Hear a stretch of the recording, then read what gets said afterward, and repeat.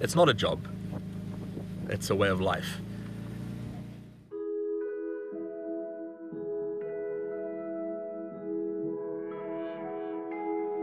I like to imagine you are the first person to ever see this in the history of people, and that's like a mind-boggling effect.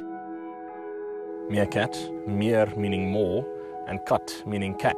In Dutch, the name for them is stokstjärke, Swedish surikatt, and German Erdmännchen, little earth people, earth men. The name's Grant McIlrath, more commonly known as the Meerkat Man, and I run the Meerkat Magic Conservation Project in Oudtshoorn, Western Cape, South Africa.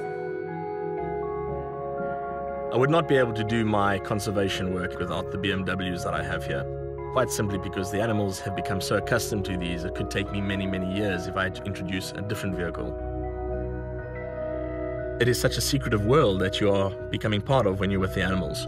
And by sharing it, it just was something I found it brought smiles to people. Some people have actually cried when watching animals up close.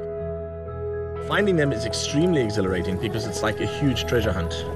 And I call it magic, basically, meerkat magic. When you see them and these animals seem to just materialize out of the ground with the dust coming out of the burrow as they're digging their way out, it's as if it's magic. By being that same space with them, I start to forget about anything else in the human world as such. I like to say if you start to look through the eyes of wildlife, you really start to see unclouded reality. And you really do get transported into this timeless kind of atmosphere. It's almost like you're dreaming, in fact.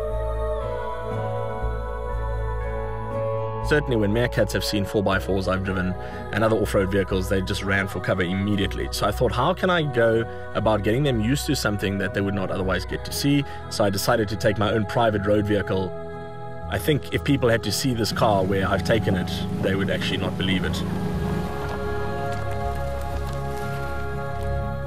And it has been through huge amounts of mud and dust, and it's still going.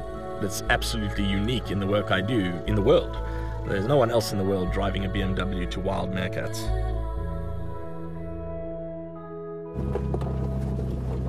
Just being accepted for who you are. It doesn't matter what you're wearing, what you believe in, what your financial status is or anything. There's no politics at all. You just go out there, once they accept you, it's an amazing, peaceful experience. It's important to note that the nickname the Meerkat Man was given to me because I interpret the sounds that the meerkats make.